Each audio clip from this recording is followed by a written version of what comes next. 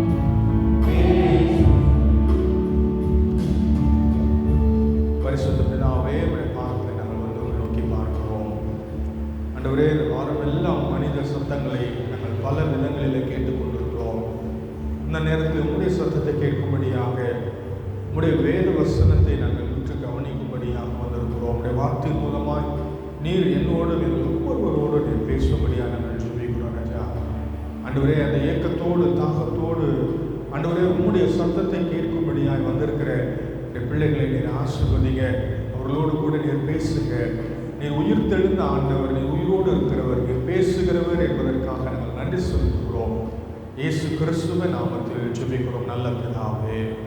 ஆமென். இந்த நாளிலே நம் தியானிக்கும்படியாக கொடுக்கப்பட்ட வேத பகுதி அது பரிசுத்த யோவான் எழுதின நற்செய்தி நூல் 4ஆம் அதிகாரம் வசனங்கள் 4 துவங்கி 14 வரை உள்ள வசனங்கள். யோவான் எழுதின நற்செய்தி நூல் 4ஆம் அதிகாரம் நானே வாசிக்கிறேன். 4வது வசனம் துவங்கி, அவர் சமாரியா நாட்டின் வழியாய் போக வேண்டி இருந்தபடியால் யாக்கோபு தன் குமாரனாகிய யோசேப்புக்கு கொடுத்த நிலத்துக்கு அருகே இருந்த சமாரியாவில் உள்ள சீகார் எனப்பட்ட ஊருக்கு வந்தார். அங்கே யாக்கோபுடைய கிணறு இருந்தது. இயேசு பிரயாணத்தினால் இளைப்படைந்தவராய் அந்த கிணற்று அருகே உட்கார்ந்தார். அப்பொழுது ஏறக்குறைய 6ஆம் மணி வேளையாக இருந்தது. அவருடைய சீஷர்கள் போஜன பதார்த்தங்களை கொள்ளும்படி ஊருக்குள்ளே போயிருந்தார்கள். அப்பொழுது சமாரியா நாட்டாளாகிய ஒரு ஸ்திரீ தண்ணீர் மொள்ள வந்தாள். இயேசு அவளை நோக்கி தாகத்துக்கு தா என்றார். யூதர்கள் சமாரியருடனே சம்பந்தம் கலவாதவர்களானபடியால் சமாரியா ஸ்திரீ அவரை நோக்கி, நீர் யூதனாயிருக்க சமாரியா ஸ்திரீ ஆகிய என்னிடத்தில் தாகத்துக்கு தா என்று எப்படி கேட்கலாம் என்றாள். இயேசு அவளுக்கு பிரதியுத்தரமாக, நீ தேவனுடைய ஈவையும் தாகத்துக்கு தா என்று உன்னிடத்தில் கேட்கிறவர் இன்னார் என்பதையும் அறிந்திருந்தாயானால் நீயே அவரிடத்தில் கேட்டிருப்பாய், அவர் உனக்கு ஜீவ தண்ணீரை கொடுத்திருப்பார் என்றார். அதற்கு அந்த ஸ்திரீ, ஆண்டவரே, மொண்டு கொள்ள உம்மிடத்தில் பாத்திரம் இல்லை, கிணறும் ஆழமாயிருக்கிறதே, பின்ன எங்கிருந்து உமக்கு ஜீவ தண்ணீர் உண்டாகும்? இந்த கிணற்றை எங்களுக்கு தந்த நம்முடைய பிதாவாகிய யாக்கோபை பார்க்கிலும் நீர் பெரியவரோ? அவரும் அவருடைய பிள்ளைகளும் அவர் மிருக ஜீவன்களும் இதில் குடித்ததுண்டே என்றாள். இயேசு அவளுக்கு பிரதியுத்தரமாக, இந்த தண்ணீரை குடிக்கிறவனுக்கு மறுபடியும் தாகம் உண்டாகும். நான் கொடுக்கும் தண்ணீரை குடிக்கிறவனுக்கோ ஒரு காலும் தாகம் உண்டாகாது. நான் அவனுக்கு கொடுக்கும் தண்ணீர் அவனுக்குள்ளே நித்திய ஜீவகாலமாய் ஊறுகிற நீரூற்றாயிருக்கும் என்றார். கிறிஸ்துவுக்குள் பிரியமானவர்களே, இந்த வேத சம்பவம் நாம் யாவருக்கும் நன்கு தெரிந்த ஒரு சம்பவம். இயேசு கிறிஸ்து தேடி செல்லுகிற ஒரு இரட்சகர். இங்கே இந்த சம்பவத்தில் சமாரியா என்ற ஊரில் தேவையோடு இருக்கிற ஒரு பெண்ணை சந்திக்கும்படியாக இயேசு கிறிஸ்து போனார். 4ஆம் வசனத்தில் நம்ம இப்படி வாசிக்கிறோம், அவர் சமாரியா நாட்டின் வழியாய் போக வேண்டி இருந்தபடியால். அப்படி போக வேண்டிய கட்டாயம் என்ன அங்கே இருந்துச்சு அப்படின்னா, அங்கே ஒரு நபரை அவர் சந்திக்க வேண்டி இருந்தது. கடவுளுடைய திட்டத்தின்படி அவர் வேண்டும் என்று அந்த ஊர் வழியாக போனார். யூதர்கள் அந்த ஊர் வழியாக போக மாட்டாங்க, சுற்றிட்டு போவாங்க. ஆனால் இயேசு கிறிஸ்து வேண்டும் என்று அந்த ஊர் வழியாக போனார். ஏனென்றால் அந்த ஊரிலே தேவையோடு உள்ள ஒரு பெண்ணை சந்திக்க வேண்டும் என்பது அவருடைய திட்டமாக இருந்தது. யூத பாரம்பரியத்தில் அவங்க ஆண்கள் பெண்களோடு பொது இடத்துல பேச மாட்டாங்க. வீட்டில் பேசுகிறதோடு சரி, வெளியில் பொது இடங்களிலே பெண்களோடு கூட பேச மாட்டாங்க. அதுவும் மத போதகர்கள் வாய்ப்பே இல்லை. அதுலேயும் ஆவிக்குரிய காரியத்தை ஒரு பெண்ணு இடத்துல பேசுறது அப்படின்றது அவங்களால நினச்சி பார்க்க முடியாத ஒரு விஷயம். ஏன்னா அன்னைக்கு யூத தேவாலயத்திலேயே ஆண்கள் தான் உள்ளே போக முடியும், பெண்களுக்குன்னு தனியாக ஒரு இடம் இருந்துச்சு. ஒருவேளை ஜெப ஆலயத்திற்கு எல்லாரும் வருவாங்க, ஆனாலும் ஆண்களுக்கு ஒரு முக்கியத்துவம் கொடுத்துவிட்டு பெண்களை ஒதுக்கி இருந்த ஒரு காலகட்டம். அப்படிப்பட்ட ஒரு சூழ்நிலையிலே இயேசு கிறிஸ்து இங்கே ஒரு பெண்ணை சந்திக்கும்படியாக அங்கே வருகிறார், கிணற்றண்டையில் உட்காருகிறார். இந்த பெண் அப்படி முக்கியத்துவம் வாய்ந்த ஒரு நபரா அப்படின்னு பார்த்தா, முதல்ல பெண்ணுனாலே முக்கியத்துவம் இல்லை அந்த காலத்தில். ரெண்டாவது, அவர் ஒரு சமாரியா நாட்டை சேர்ந்த ஒரு பெண். யூதர்கள் அவர்களை அற்பமானவர்களாக, தாழ்த்தப்பட்டவர்களாக எண்ணின ஒரு பின்னணியத்தை சார்ந்த ஒரு பெண். மூன்றாவது, இந்த பெண் ஒரு பாவியான பெண்.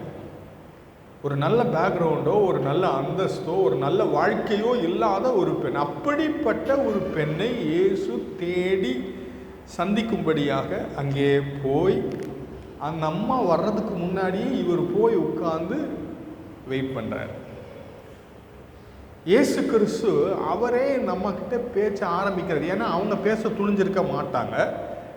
இயேசு கிறிஸ்துவே அந்த அம்மாவிடத்தில் பேச ஆரம்பிக்கிறார். கிறிஸ்துவுக்கு பிரியமானவர்களே, நம்முடைய ஆண்டவர் நமக்கு காண்பித்திருக்கிற ஒரு நல்ல மாதிரி என்னென்னா, நாமும் ஆண்டவருடைய பணியை செய்யும்போது தேவையோடு உள்ள மக்களை சந்திப்பதற்கு மதம், இனம், ஜாதி எல்லா வேறுபாடுகளையும் கடந்து நாம் மக்களை அணுக வேண்டும் என்று ஆண்டவர் விரும்புகிறார்.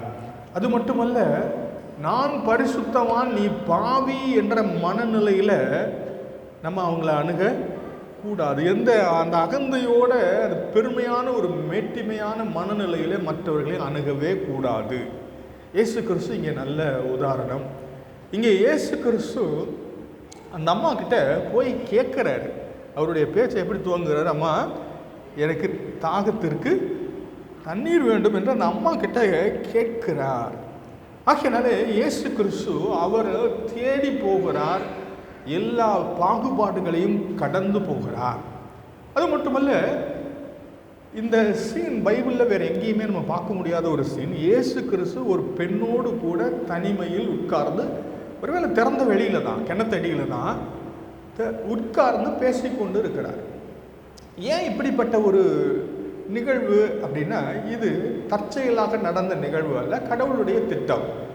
சீசர்கள் எல்லாரும் எப்போதும் கூட இருப்பாங்க. ஆனால் இப்போ எல்லா சீசரும் என்ன பண்ணியிருக்காங்க,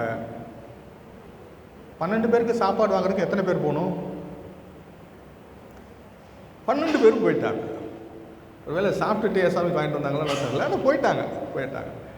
ஏன்னா ஆண்டவர் இதெல்லாம் ஏற்கனவே திட்டமிட்டு இருந்த ஒரு முக்கியமான விஷயம். ஏன் ஆண்டவர் இந்த பெண்மணியோட தனிமையில் பேச விரும்பினார் அப்படின்னா உங்களுக்கு பின்னாடி அதை பற்றி தெரியும்.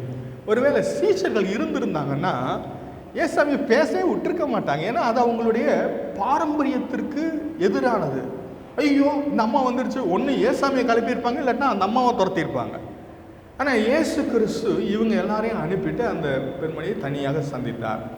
ரெண்டாவது, இந்த அம்மாவுடைய வாழ்க்கை குறித்த சில பர்சனலான காரியங்களை பேசும்போது சீசர்கள் எல்லாரையும் வச்சுட்டு பேசுறது ஆண்டவர் விரும்பவில்லை. ஆண்டவர் நம்முடைய வாழ்க்கையை பற்றி அறிந்திருந்தாலும் மற்றவர்களுக்கு முன்பாக நம்மை அவமானப்படுத்துகிறவர் இல்லை. இந்த அம்மா கிட்ட இயேசுவை பேசுனது கூட ரொம்ப அற்புதமான ஒரு காரியமாக இருந்தது. என்னன்னா, இந்த அம்மாவினுடைய வாழ்க்கை, அவங்க பிரச்சனை, அவங்களுடைய பாவம் அக்கிரமம் எல்லாத்தையும் அறிந்திருந்தாலும் அவர்களை குற்றப்படுத்தவில்லை.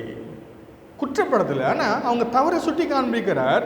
உங்ககிட்ட பிரச்சனை இருக்குதுன்னு எனக்கு தெரியும்னு சொல்றாரு, ஆனால் அவங்கள குற்றப்படுத்தவில்லை. ரொம்ப அழகாக இயேசு கிறிஸ்து நம்ம கிட்ட பேசுகிறத பார்க்குறோம். இயேசு கிறிஸ்து இந்த பெண்மணியை தேடி வருகிறார், தடைகளை தாண்டி வருகிறார். அடுத்தபடியாக நம்ம காண்பிக்கிற ஒரு முக்கியமான ஒரு விஷயம், ஆண்டவர் இந்த பெண்மணிக்கு தேவனுடைய கிருபையை வெளிப்படுத்துகிறார். நம்ம என்ன நினச்சிருந்திருப்பாங்க, ஒரு போதகர் தன்னை சந்திக்கும் போது அல்லது ஒரு கடவுளுடைய மனிதன் தன்னை சந்திக்கிறார் என்று நினச்சிருந்தா இவங்க என்ன எதிர்பார்த்துருப்பாங்க தெரியுமா? அவங்களுக்கு நல்லா தெரியும், நான் ஒரு பெரிய பாவி, கடவுள் எனக்கு என்ன கொடுப்பாரு? ஒரு தீர்க்கதரிசி இந்த அம்மாவை சந்திச்சா என்ன சொல்லியிருக்கணும்? நியாய தீர்ப்பு வருதுன்னு சொல்லியிருக்கணும் இல்லை? ஆனால் இவர் என்ன பேசுறாரு? தேவனுடைய ஈவை பற்றி பேசுகிறார். 10ஆம் வசனத்தில் பாருங்க, நீ தேவனுடைய ஈவையும், கிஃப்ட் ஆஃப் காட், ஆண்டவர் உனக்கு கொடுக்கிற. நம்ம யோசிச்சிருப்பாங்க, என்ன யோசிச்சிருப்பாங்க? இந்த வார்த்தையை கேட்ட உடனே, இவருக்கு நான் யாருன்னு தெரியல, என்னை பற்றி தெரியாமல் என்கிட்ட இவர் பேசிகிட்டு இருக்கிறாரு, அதனால் கடவுள் கொடுக்கக்கூடிய கிஃப்டை பற்றி பேசிகிட்டு இருக்கிறாரு அப்படின்னு அவங்க நினச்சிருக்கலாம். ஆனால் கிறிஸ்துவுக்குள் பிரியமானவர்களே, ஆண்டவர் அவளை அறிந்தே அவள் இடத்தில் பேசி கொண்டிருந்தார். அவள் யாருன்னு தெரியும், அவள் பின்னணியை என்னன்னு தெரியும், அவளுடைய வாழ்க்கை எப்படிப்பட்டதுன்னு தெரியும், அவளுடைய நடத்தை மோசமானதுன்னு தெரியும். எல்லாமே தெரிந்துமே இயேசு கிறிஸ்து அவளை அப்படியே ஏற்றுக்கொண்டார், அவளை நேசித்தார், அவளோடு சமமாக உட்கார்ந்து பேசினார். அவளை குற்றப்படுத்தவில்லை, அவளை அவமானப்படுத்தவும் இல்லை, அவளை நியாயம் தீர்க்கவும் இல்லை. அதுக்கு பதிலாக கடவுள் பாவிகளுக்கு கொடுக்கிற ஈவை பற்றி ஆண்டவர் அங்கே அழகாக அவகிட்ட பேசுகிறார். ஆகையினாலே கடவுள் கிருபையை வெளிப்படுத்துகிறார், தேவனுடைய ஈவை வெளிப்படுத்துகிறார். கிறிஸ்துவுக்குள் பிரியமானவர்களே, ஒருவேளை நியாயப்படி நமக்கு கிடைக்க வேண்டியது தேவ கோபாக்கினை தான். ஏன்னா நம்ம எல்லாரும் பாவிகள். ஆனால் பாவியான மனுக்குலத்திற்கு நியாய தீர்ப்பை கொண்டு வராமல் தேவ இரக்கத்தின் ஐஸ்வர்யத்தினாலே, தேவனுடைய கிருபையினாலே, ஆண்டவருடைய அருளினாலே நமக்கு பாவம் மன்னிப்பாகிய மீட்பை கொடுக்கும்படியாக இயேசு கிறிஸ்து வந்திருக்கிறார். இங்கே அடுத்தபடியாக நம்ம பார்க்குற ஒரு காரியம் என்னென்னா, இயேசு கிறிஸ்து நம்ம கிட்ட ஆரம்பித்த பேச்சு தண்ணீரை பற்றி தான் ஆரம்பிக்கிறாரு. அவர் களைப்பாக இருந்தார், அவருக்கு தாகம் எடுத்துச்சு, இந்த அம்மா தண்ணி எடுக்க வந்திருக்காங்க, அதனால் எனக்கு குடிக்க கொஞ்சம் தண்ணி கொடுங்கன்னு கேட்டார். அந்த அம்மா என்ன சொல்கிறாங்க, இயேசு அந்த அம்மா எப்படி பார்த்தாங்க? ஒரு யூதன். இயேசுவை பற்றி இந்த அம்மாவுக்கு என்ன தெரியும்? இவர் ஒரு யூதன், வேற ஒன்றும் தெரியாது. அப்போ அந்த அம்மா கேட்குறாங்க, நீர் யூதனாக இருக்க சமாரிய பெண்ணாகி என்கிட்ட எப்படியா தண்ணி கேட்குறீங்க அப்படின்னு கேட்டாங்க. இயேசு கிறிஸ்து அந்த அம்மாவுக்கு சொன்ன பதில் என்னன்னா, நீ தேவனுடைய ஈவையும் தாகத்துக்கு தா என்று உன்னிடத்தில் கேட்கிறவர் இன்னார் என்பதையும் நீ அறிந்திருந்தாயானால் நீயே அவரிடத்தில் கேட்டிருப்பாய், அவர் உனக்கு ஜீவ தண்ணீரை கொடுத்திருப்பார். இப்போ இந்த அம்மாவுடைய பிரச்சனை என்னன்னு புரியுதா உங்களுக்கு? இந்த அம்மாவுடைய பிரச்சனை என்ன? இந்த அம்மாவுக்கு நிறைய காரியம் தெரியல. என்ன தெரியல? ஒன்று, தேவனுடைய ஈவை பற்றி தெரியல. ரெண்டாவது, இந்த அம்மா யாருக்கிட்ட பேசிட்டு இருக்காங்கன்னு தெரியல. அவரால் என்ன கொடுக்க முடியும்னு தெரியல. அப்ப மிக முக்கியமான ஒரு விஷயம் என்னன்னா, இயேசு கிறிஸ்து யார் என்று தெரிந்தாதான் அவர்கிட்ட என்ன கேட்கணும், எதை பெற்றுக்கொள்ள முடியும் என்று நம்மால் அறிந்து கொள்ள முடியும். நான் ஒரு கிராமத்தில் பணியாற்றி கொண்டு இருந்தபோது திடீர்னு அந்த ஆலயத்துக்கு ஒரு ஐயா வர ஆரம்பித்தார். அவர் ரொம்ப டிப்டாப்பாக ட்ரெஸ் பண்ணியிருப்பார். குடும்பமாக வருவாங்க, வந்து உட்காந்து அந்த கிராம மக்களோடு சேர்ந்து ஆராதனையில் கலந்து கொள்வார்கள். அப்போ அவர்கிட்ட பேசியிருந்தபோது அவர் சொன்னார், ஐயா நான் பாலக்காடுன்ற பக்கத்தில் இருக்க டவுனில் இருந்து வர்றேன், அங்கே சர்ச்சு வந்து மலையாளத்தில் இருக்கிறதுனால நான் அங்கே போக விரும்பலை, தமிழ் சர்ச்சு எங்கே இருக்குன்னு தேடிட்டு வந்தேன், இங்கே கிராமத்துக்கு வந்துட்டேன்னு சொன்னார். சரியா வாங்க அப்படின்னு சொல்லி அவர் ரெகுலராக சர்ச்சுக்கு வர ஆரம்பித்தார். அப்போ ஒரு நாள் அவர்கிட்ட பேசிக்கிட்டு இருக்கும்போது தான் தெரிஞ்சிச்சு, கேரளாவுக்கு மொத்த கேரளாவுக்கும் இருக்கிற மெடிக்கல் வேஸ்ட் ரீசைக்கிள் பண்ணுற ஒரு பெரிய ஃபேக்ட்ரியினுடைய மேனேஜர் அவர். அப்போ அவர் சொன்னார், ஐயா நீங்கள் ஒரு பெரிய பொறுப்பில் இருக்கீங்களே, இவ்வளோ ஒரு பெரிய நிறுவனத்தினுடைய இதில் இருக்கீங்க, ரொம்ப மகிழ்ச்சி அப்படின்னு சொன்னோன்னா, அவர் நம்ம சர்ச்சில் நிறைய பையங்க வந்து சும்மா இருக்கிறாங்க, ஐயா அவங்களுக்கு ஏதாவது வேலை கிடைக்குமா அப்படின்னு கேட்டேன். அவர் சொன்ன, ஐயோ தாராளமாக யாரை வேணாலும் அனுப்புங்க அப்படின்னாரு. என்ன தெரிஞ்சிருந்தாலும் சரி, என்ன படிச்சிருந்தாலும் எல்லாத்துக்கும் எங்கள் கம்பெனியில் வேலை இருக்குது, நீங்கள் தாராளமாக அனுப்புங்க. சர்ச்சில் இருக்கிற நிறைய பசங்க அங்கே போய் அந்த கம்பெனியில் வேலையில் ஜாயின் பண்ணாங்க. இப்போ அவர் யாருன்னு தெரிஞ்சதுனால தான் அவரால் என்ன கொடுக்க முடியும்னு நமக்கு தெரிஞ்சிச்சு. சப்போஸ் அவர் இப்படி ஒரு பெரிய கம்பெனியினுடைய மேனேஜர்னு தெரியாமல் இருந்திருந்தால் நம்ம எதாவது கேட்டிருக்க முடியுமா? நமக்கு எதாவது கிடைச்சிருக்குமா? கிடைச்சிருக்காரு. அதே போல் இயேசுவை பற்றிய பார்வை, இயேசுவை பற்றிய வெளிப்பாடு தான் இயேசுவினிடத்திலிருந்து நன்மைகளை பெற்றுக்கொள்ள உதவி செய்யும். போன வாரம் நம்ம பார்த்தோம், இயேசு மேசியா, அபிஷேகம் பண்ணப்பட்டவர். அவரால் என்ன செய்ய முடியும்? ஒரு பெரிய லிஸ்டே பார்த்தோம். நொறுங்குண்ட இருதயத்தை குணமாக்க முடியும், சிறைப்பட்டவர்களை விடுதலையாக்க முடியும், கட்டுண்டவர்களுடைய கட்டுகளை அவிழ்க்க முடியும், துயரப்பட்டவர்களுக்கு ஆறுதல் அளிக்க முடியும், ஒடுங்கின ஆவிக்கு பதிலாக துதியின் உடையை கொடுக்க அவரால் முடியும். அவரால் நிறைய காரியம் செய்ய முடியும். அவர் கொடுக்குற எதையும் மனுஷரால் கொடுக்கவே முடியாது. அப்படிப்பட்ட ஆசீர்வாதங்களை கொடுக்கக்கூடியவர் ஆண்டவர். ஆகையினால நம்மளுடைய பிரச்சனை என்னன்னா, இயேசு கிறிஸ்துவ இடத்துல பேசிக்கிட்டு இருக்கா, இயேசு கிறிஸ்து அவர்கிட்ட பேசிட்டு இருக்காரு, ஆனால் இயேசு யாருன்னு இந்த அம்மாவுக்கு. ஆனால் இயேசு இந்த வார்த்தையை சொன்ன உடனே இந்த அம்மாவுக்கு ஒரு காரியம் தோணுது, இவர் யாரோ பெரிய ஆள் போல் இருக்கு அப்படின்னு சொல்லிட்டு யோசிச்சுட்டு என்ன கேட்குறாங்க, இந்த கிணறை எங்களுக்கு யார் கொடுத்தா தெரியுமா? ஆபிரகாம், ஈசாக்கு, யாக்கோபு இருக்காரு, அந்த யாக்கோபு கொடுத்த கிணறு இது. இந்த யாக்கோபை விட நீர் பெரியவரா அப்படின்னு கேட்டார். இயேசு கிறிஸ்து என்ன பதில் சொன்னாரு? யாக்கோபு உனக்கு என்ன கொடுத்தாரு? கிணறு கொடுத்தாரு. இந்த கிணத்துல இருக்க தண்ணியை குடிச்சேன்னா நீ டெய்லி இங்கே வந்துட்டே இருக்கணும். ஆனால் நான் கொடுக்கும் தண்ணீரை நீ குடிச்சேன்னா உனக்கு ஒரு காலம் தாகமே உண்டாகாது. சரிங்களா? ஏசாமி தண்ணியை பற்றி தான் ஆரம்பித்தார். ஆனால் இப்போ இங்கே என்ன சொல்ல வராரு அப்படின்னா, இங்கே நம் தாகத்துக்கு குடிக்கிற தண்ணியை பற்றி பேசலை, அவள் வாழ்க்கையில் இருக்கிற ஒரு தேடலை பற்றி பேசுகிறான். கிறிஸ்துவுக்கு பிரியமானவர்களே, மனிதர்கள் எல்லாத்துக்குமே அவங்க ஒரு தேடல் இருக்குது, ஒரு தாகம் இருக்குது. இந்த தாகத்தை புரிந்து கொள்ளாமல் இந்த தாகத்தை தீர்ப்பதற்காக ஏதேதோ வச்சு இந்த தாகத்தை தீர்க்க முயற்சி செஞ்சு பார்க்குறாங்க. ஆனால் அவைகள் எல்லாம் அவருடைய தாகத்தை தீர்க்க முடிவது இல்லை. அகஸ்டீன் என்ற ஒரு கடவுளுடைய மனிதன் இப்படி சொன்னார், மனிதனுடைய வாழ்க்கையில், மனிதனுடைய உள்ளத்தில் ஒரு வெறுமை இருக்கிறது. இந்த வெறுமையை கடவுள் மட்டுமே நிறைக்க முடியும். ஆனால் நிறைய நேரத்தில் நம்ம என்ன செய்கிறோம், இந்த வெறுமையை புரிந்து கொள்ளாமல், கடவுள் மட்டும் நிறைக்க வேண்டிய இந்த வெறுமையை அறிந்து கொள்ளாமல், இந்த வெறுமையை நிறைப்பதற்கு ஏதேதோ விஷயத்தை நம்ம ட்ரை பண்ணி பார்க்குறோம். சிலர் என்ன ட்ரை பண்ணி பார்க்குறாங்க?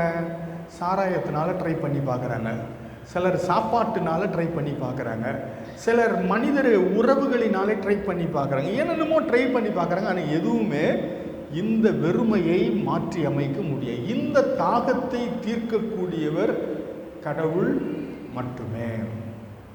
ஒரு அம்மா சின்ன குழந்தைய தூங்க வச்சுட்டு வீட்டில் இருக்கிற பெரியவங்க கிட்ட சொல்லிட்டு போனாங்க, குழந்தைய பார்த்துக்கங்க, நான் வந்துடுறேன் வெளியில் போனாங்க. வர்றதுக்கு முன்னாடி போனோடனே குழந்தை முழிச்சிருச்சு.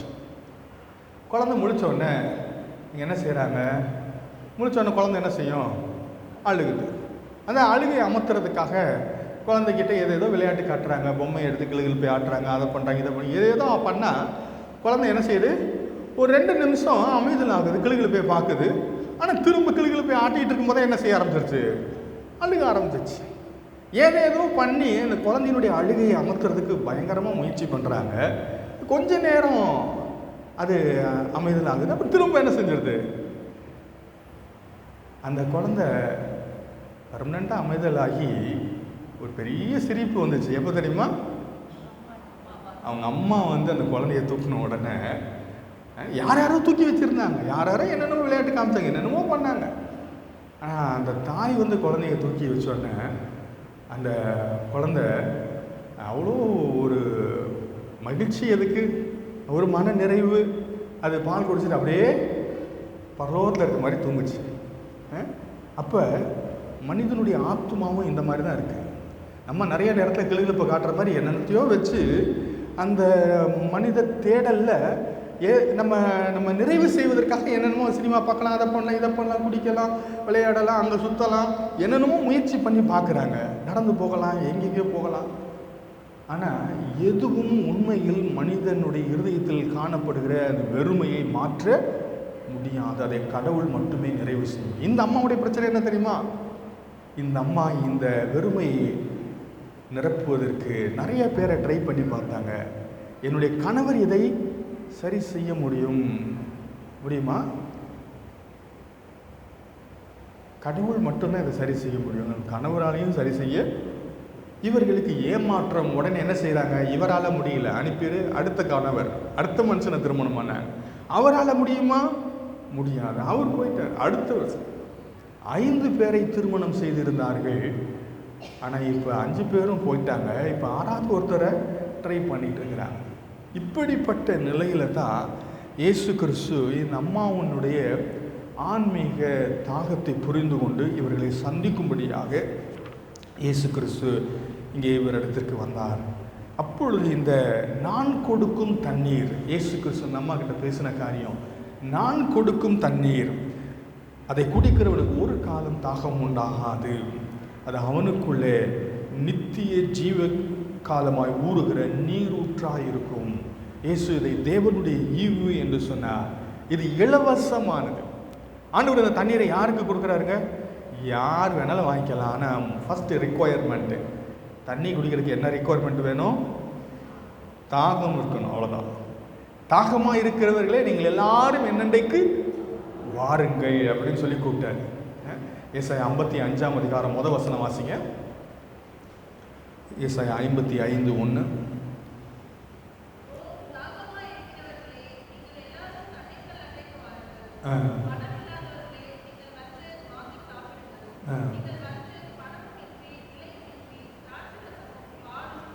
இங்கே ஆண்டவர் கூப்பிடுகிறார், ஓ தாகமாய் இருக்கிறவர்களே நீங்கள் எல்லாரும். சமாரியர் வரலாமா? பெண்கள் வரலாமா? ஆண்கள் வரலாமா? குழந்தைங்க வரலாமா? யார் வேணாலும் நீங்கள் எல்லாரும் என்னண்டைக்கு தண்ணீர் அண்டைக்கு வாருங்கள். 2வது யாரை கூப்பிட்டாரு, பணம் இல்லாதவர்களே. யாரை கூப்பிட்டாரு? உலகத்தில் யாராவது கூப்பிடுவாங்களா பணம் இல்லாதவங்கள? கூப்பிடுவாங்களா? சர்ச்சுக்கு கூட கூட மாட்டாங்க இல்லை. ஆனால் ஏசம் என்ன பண்ணுறாரு, பணம் இல்லாதவர்களே வாங்க. என்ன இது ஃப்ரீ, இது நாம் எதுவும் கொடுத்து வாங்க முடியாது, நாம் பிரயாசப்பட்டு வாங்க முடியாது. இது காசுக்கு கிடைக்கிற விஷயம் இல்லை, கடவுள் இலவசமாய் கொடுக்கிற ஈவு. அதனால தான் அந்த ஜீவ தண்ணீர் இலவசமானது. அதனால தான் இயேசு கிறிஸ்து பயன்படுத்தின வார்த்தை தேவனுடைய ஈவு. ஈவுனா என்ன? கிஃப்ட். கிஃப்ட் வாங்குறதுக்கு என்ன செய்யணும்? ஒன்றும் செய்ய வேண்டாம். ஏதாவது செஞ்சு வாங்கினோம்னா அதுக்கு பேர் கிஃப்ட் கிடையாது, அதுக்கு பேர் பேமெண்ட் இல்லை. அப்போ ஆண்டவர் கொடுக்கிற இந்த மீட்பு, இந்த ரட்சிப்பு இலவசமானது. விலையேற பெற்றது, ஆனால் அது இலவசமானது. அது எந்த நபரினுடைய தாகத்தையும் தீர்க்கக்கூடியது. இன்றைய தேவைக்கு மட்டுமல்ல, அது நித்தியத்திற்கும் போதுமானது. என்ன இயேசு கிறிஸ்து என்ன சொன்னார்? நான் அவனுக்கு கொடுக்கும் தண்ணீர் அவனுக்குள்ளே நித்திய ஜீவகாலமாய் ஊறுகிற நீரூற்றாய் இருக்கும். ஆகையினால இது தற்காலத்துக்கு உரியது மாத்திரமல்ல, இது நித்தியத்திற்கு உரியது. ஆண்டவர் இதை இந்த பெண்ணுக்கும் கொடுக்க அவளை தேடி வந்தார். சொன்னோன்னு அந்த அம்மா சொல்கிறாங்க, ஐயா தயவு செய்து எனக்கு அதை கொடுங்க. இயேசு சாமி சொன்னார், நீ போய் உன்னுடைய கணவரை கூட்டிகிட்டு வா. அந்த அம்மா சொன்னாங்க, ஆண்டவரே எனக்கு கணவர் இல்லை. இயேசு சாமி சொன்னார், உன்னுடைய ஹானஸ்டியை நான் பாராட்டுறேன், உன்னுடைய உண்மையை நான் பாராட்டுறேன். 5 பேர் உனக்கு கணவர் இருந்தாங்க, இப்போ நீ சேர்ந்து வாழ்ந்து கொண்டிருக்கிறவர் உன்னுடைய கணவர். நம்ம அதை தூக்கி மாறி போட்டுச்சு, வேர்த்து விருவத்து போயிருக்குன்னு நினைக்கிறேன். கொஞ்ச நேரம் அமைதலாக இருந்திருப்பாங்கன்னு நினைக்கிறேன் நான். என்ன நடக்குதுங்க? என் வாழ்க்கையினுடைய எல்லாவற்றையும் அறிந்து தான் இவர் இங்கே என்கிட்ட பேசினாரா? இவ்வளோ அன்பா என்கிட்ட பேசிக்கிட்டு இருந்தாரு, என்னை குற்றப்படுத்தவில்லையே, என்னை ஏற்றுக்கொண்டிருந்தாரு. என் வாழ்க்கையை பற்றி அறிஞ்ச ஊராரெல்லாம் என்னை ஒதுக்கி வச்சிருக்காங்களே, ஆனால் இவர் என்னை அறிந்தும் என்னை நேசிக்கிறார், என்னை அறிந்தும் என்னை ஏற்றுக்கொள்ளுகிறார். என்னுடைய அந்தரங்க பிரச்சனை எல்லாம் அவருக்கு தெரிந்திருக்கிறது. கிறிஸ்துவுக்குள் பிரியமானவர்களே, வேத வசனம் சொல்கிறது, ஆண்டவருக்கு முன்பதாக சகலமும் நிர்வாணமும் வெளியரங்கமுமாக இருக்கிறது. என்னுடைய பிரச்சனைகள் எல்லாம் அவருக்கு தெரியும். மற்றவங்களுக்கு முன்னாடி மூடி மறைச்சிக்கலாம், ஆனால் ஆண்டவர் எல்லாவற்றையும் அறிந்திருக்கிறார்.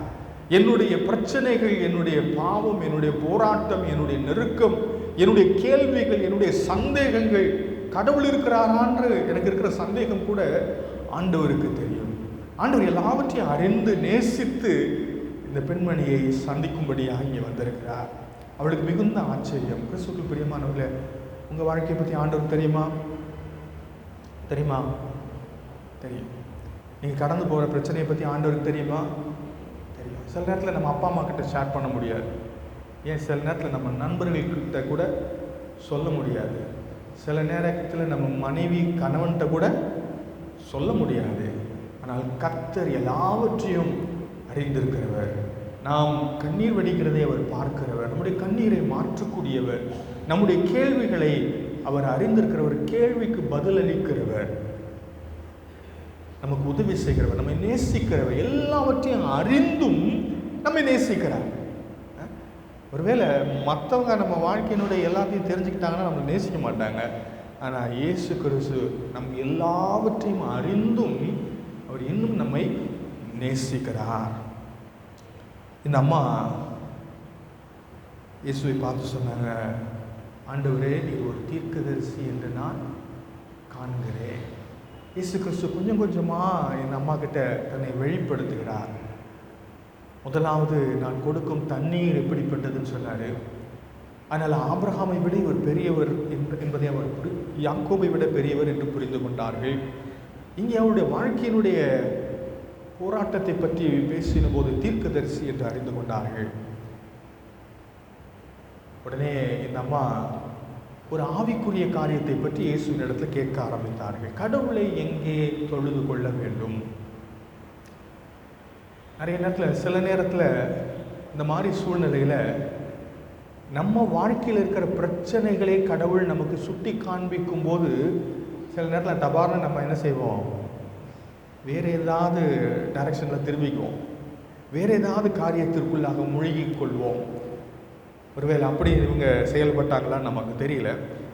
ஆனால் இவங்க ஆண்டவர்கிட்ட கேட்ட ஒரு முக்கியமான காரியம், கர்த்தரை எங்கே ஆராதிக்க வேண்டும்? எருசலேமிலா இல்லை இந்த மலையிலா? அவங்களுக்குள்ள இருந்த நீண்ட கால கேள்வி. ஒருவேளை வேற ஒரு போதகர்கிட்ட இந்த அம்மா அந்த கேள்வியை கேட்டிருந்தா அந்த போதகர் என்ன பதில் சொல்லியிருப்பார் தெரியுமா? எங்கே ஆராதிச்சா என்னம்மா, இந்த மலையிலையா இருந்தாலும் உன்னைய விட மாட்டாங்க, எருசலேமுக்கு போனாலும் உன்னைய விட மாட்டாங்க, அது உன் பிரச்சனையே இல்லை, நீ உன் வீட்டை போய் பாருன்னு வேற யாராவது இருந்தால் சொல்லியிருந்திருப்பாங்க. ஆனால் இயேசு கிறிஸ்து கடவுளை எப்படி ஆராதிக்க வேண்டும் என்ற போதனையை இந்த அம்மாவை உட்கார வச்சு அவருங்க கிட்ட போதித்தார். ஏனென்றால் கர்த்தரை ஆண்களும் பெண்களும் சிறியவர்களும் பெரியவர்களும் எல்லாரும் கர்த்தரை ஆராதிக்க வேண்டும் என்று அவர் விரும்புகிறார். எது உண்மையான ஆராதனை? அந்த அம்மா கேட்ட கேள்வி, எங்கே கர்த்தரை ஆராதிக்க வேண்டும் அப்படின்னு கேட்டாங்க. ஆனால் இயேசு கிறிஸ்து உங்களுக்கு சொன்ன பதில், எப்படி கர்த்தரை ஆராதிக்க வேண்டும். ஏனென்றால் எங்கேன்றது முக்கியம் இல்லைப்பா, இடம் முக்கியம் இல்லை, கர்த்தரை நீ எங்கும் தொழுது கொள்ளலாம், ஆனால் கர்த்தரை எப்படி தொழுது கொள்ள வேண்டும் என்பது தான் முக்கியம். அதனால் கர்த்தரை ஆவியோடும் உண்மையோடும் தொழுது கொள்ள வேண்டும் என்ற உண்மையான போதனையை அவர்களுக்கு கற்றுக் கொடுத்து நடத்துகிறார். கிறிஸ்துவுக்குள் பிரியமானவர்களே, இந்த பெண்மணி தேவனிடத்தில் வந்து ஜீவ தண்ணீரை பெற்றுக்கொண்டார். அவருடைய ஆத்துமத்தினுடைய தாகத்தை தீர்க்கிற அந்த ஜீவ தண்ணீரை பெற்றுக்கொண்டார். ஆண்டவர் அதை உங்களுக்கும் எனக்கும் கொடுக்க விரும்புகிறார். எப்படி பெற்றுக்கொள்ள வேண்டும் என்று சில குறிப்புகளை நான் சொல்லி ஜெபிக்க விரும்புகிறேன். முதலாவது காரியம், நான் அதை பெற்றுக்கொள்வதற்கு எங்கே போகணும் அப்படின்னா, இயேசு கிறிஸ்துக்கிட்ட மட்டும்தான் போகணும், வேறு யாரும் அதை கொடுக்க முடியாது. ஏனென்றால் 14ஆம் வசனத்தில் இயேசு கிறிஸ்து தெளிவாக சொன்னார், நான் கொடுக்கும் தண்ணீர்.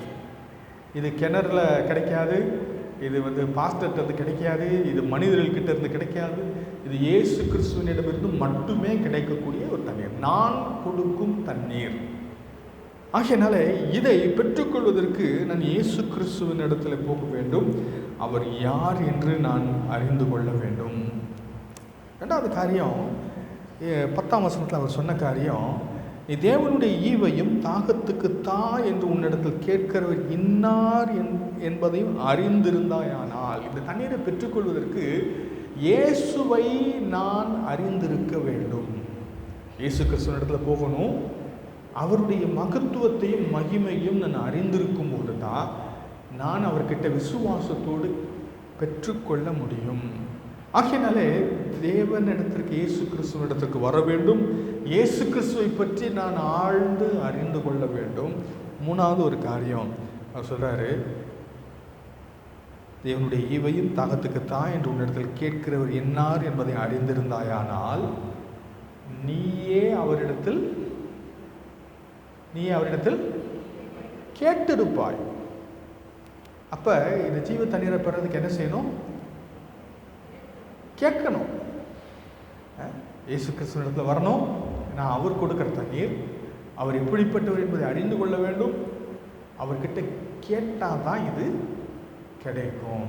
இயேசு கிறிஸ்துவினிடத்தில் வந்து, ஆண்டவரே, பாஸ்டர் சொன்னார், வேத புத்தகத்தில் இன்றைக்கி நாங்கள் படித்தோம், இது உண்மையா பொய்யா, இதை நான் அறிந்து கொள்ள விரும்புகிறேன். சமாரிய பெண்ணுக்கு ஜீவ தண்ணீரை கொடுத்து அவருடைய வாழ்க்கையின் தேடலை நிவர்த்தி செய்தது போல எனக்கும் நீ இந்த ஜீவ தண்ணீரை தர வேண்டும் என்று கேட்கும் பொழுது, இந்த ஆத்துமத்தினுடைய தாகத்தை தீர்க்கிற இந்த தண்ணீரை கொடுக்க வேண்டும் என்று கேட்கும்போது கர்த்தர் நிச்சயமாக அதை கொடுப்பார். தாவீது இதை பற்றி சொல்றாரு, மான்கள் நீரோடைய வாஞ்சித்து கதறுகிறது போல என் ஆத்துமா உண்மையில் தாகமாக இருக்கிறது. சங்கீதம் 63:1 சொல்கிற காரியம் இதே போல தான். 63:1 தேவனே நீர் என்னுடைய தேவன், அதிகாலமே உம்மை தேடுகிறேன், வறண்டதும் விடாய்த்ததுமான தண்ணீரற்ற நிலத்திலே என் ஆத்துமா உம்மேல் தாகமாக இருக்கிறது. 36வது சங்கீதம் 8-9வது வசனம் பாருங்க, ஜீவ ஊற்று உம்மிடத்தில் இருக்கிறது. ஜீவ ஊற்று யார்கிட்ட இருக்கு? கர்த்தர்கிட்ட இருக்கு. 8ஆம் வசனத்தினுடைய கடைசியில் பாருங்க, உமது ஆலயத்தில் உள்ள சம்பூர்ணத்தினால் திருப்தி அடைவார்கள், உமது பேரின்ப நதியினால் அவர்கள் தாகத்தை தீர்க்கிறீர். ஆண்டவரிடத்தில் ஜீவ ஊற்று இருக்கிறது. நம்முடைய ஆத்துமத்தினுடைய தாகத்தை தீர்க்க வேண்டுமானால் அவர்கிட்ட தான் வரணும். இயேசு கிறிஸ்து மட்டும்தான் அதை செய்ய முடியும். எந்த பொருளோ உலகமோ வேலையோ பணமோ இதை நிறைவு செய்ய முடியாது. ட்ரை பண்ணி பார்க்கலாம், ஆனால் அது நிறைவு செய்ய முடியாது. ஆகையினாலே இயேசு கிறிஸ்து நம்முடைய ஆவிக்குரிய தேடல், நம்முடைய ஆன்மீக தேடலை நிவர்த்தி செய்ய வல்லவராக இருக்கிறார். ஆகையினால் அவரிடத்திற்கு வர வேண்டும், அவரை அறிந்து கொள்ள வேண்டும். அவரை நோக்கி கேட்கும்போது ஆண்டவர் அதை கொடுக்க வல்லவராக இருக்கிறார். இஸ்ரவேல் ஜனங்கள் அதை செய்தார்களா? சில நேரங்களில் செஞ்சாங்க, ஆனால் அநேக நேரங்களில் அவங்க செய்யலை. எரேமியா 2ஆம் அதிகாரம் 13ஆம் வசனம் பாருங்கள். என் ஜனங்கள் 2 தீமைகளை செய்தார்கள். ஜீவ தண்ணீர் ஊற்றாகிய என்னை விட்டு விட்டார்கள். தண்ணீர் நிற்காத தொட்டிகளாகிய வெடிப்புள்ள தொட்டிகளை தங்களுக்கு வெட்டி கொண்டார்கள். கிறிஸ்துவுக்கு பிரியமான இப்படிப்பட்ட நிலை இந்த வாழ்க்கையில் காணப்படுமானால் கிறிஸ்துவண்டைக்கு வருவோம், அவரை அறிந்து கொள்வதற்கு நம்மை அர்ப்பணிப்போம், அவரிடத்தில் கேட்டு ஜீவ தண்ணீரை பெற்றுக்கொள்வோம். நம்முடைய ஆன்மீக தேடலை அவர் நிச்சயம் நிவர்த்தி செய்வார். வேத புத்தகம் சொல்கிறது, ஆண்டவரை தேடும்போது தேடுகிறவர்கள் கண்டடைவார்கள். நாம் அவரை உண்மையாய் தேடுவோமானால் அவர் நமக்கு தம்மை வெளிப்படுத்துவார். ஆகையினாலே தேவனுடைய பாதத்தில் நம்மை தாழ்த்தி இயேசு கிறிஸ்துவை நோக்கி பார்த்து, ஆண்டவரே என்னுடைய ஆத்துமத்தினுடைய தாகத்தை நீர் தீர்க்க வேண்டும் என்று அவரை நோக்கி ஜெபம் செய்வோம், ஜெபிப்போம். உடைய வாழ்க்கையினுடைய தேடலை எந்த பொருளும் நிவர்த்தி செய்ய முடியாது, எந்த நபரும் நிவர்த்தி செய்ய முடியாது, யோகா நிவர்த்தி செய்ய முடியாது, மனிதர்கள் நிவர்த்தி செய்ய முடியாது. ஆன்மீக தாகத்தை தீர்க்க கடவுளால் மட்டுமே முடியும். ஏனென்றால் வேத புத்தகம் தெளிவாக சொல்லியிருக்கிற உண்மை, ஜீவ ஊற்று உம்மிடத்தில் இருக்கிறது. உமது பேரின்ப நதியினால் அவர்கள் தாகத்தை தீர்க்கிறீர். இயேசு கிறிஸ்து சொன்னார், நான் கொடுக்கும் தண்ணீர், நான் கொடுக்கும் தண்ணீர். ஆண்டவரே நீர் கொடுக்கிற அந்த ஜீவ தண்ணீரை எனக்கு கொடுக்க வேண்டும். என்னுடைய ஆத்துமத்தினுடைய தாகத்தை தீர்க்கும்படியாக ஆண்டவரே நீர் உதவி செய்யுங்க. உங்களுடைய வார்த்தை மூலமாக என்னோடு பேசுங்க. நீங்கள் ஜெபம் பண்ணி பாருங்க, கர்த்தர் நிச்சயமாக உங்களோடு கூட இடைபடுவார். ஒருவேளை இந்த அற்புதமான ஆசீர்வாதத்தை இதுவரை நீங்கள் பெற்றிராதவர்களாக இருப்பீர்களானால் சின்சியரா உண்மையாக ஆண்டவரே நிர்மையான ஆண்டவராக இருப்பீரானால் உண்மை எனக்கு வெளிப்படுத்தும், இயேசு கிறிஸ்துவே என்னோடு பேசும் என்று ஜெபித்துவிட்டு வேதத்தை வாசியுங்கள். ஆண்டவர் ஒரு இனம் புரியாத திருப்தியினாலே நம்மை நிறைக்க அவர் வாக்கு பண்ணி இருக்கிறார். வேத புத்தகம் சொல்கிறது, நீதியின் மேல் பசுத்தாகம் உள்ளவர்கள் பாக்கியவான்கள், அவர்கள் திருப்தி அடைவார்கள், அவர்கள் திருப்தி அடைவார்கள். ஆண்டவர் அந்த வாக்கு தத்துவத்தை நம்முடைய வாழ்க்கையில் நிறைவேற்றுவார். பரிசுத்த பிதாவே, உடைய நாமத்தினாலே உடைய பாதத்தில் நாங்கள் வந்து நோக்கி பார்க்கிறோம். கர்த்தாவே உடைய இரக்கத்திற்காக கிருபைக்காக நாங்கள் நன்றி செலுத்துகிறோம்.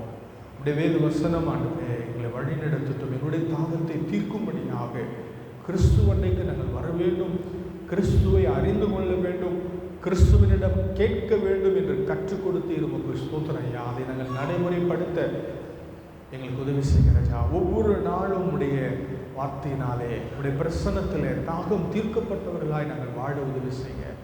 அநேக நேரத்தில் ஆண்டவரே அதிகமான சோர்வோடு இருக்கிறோம்.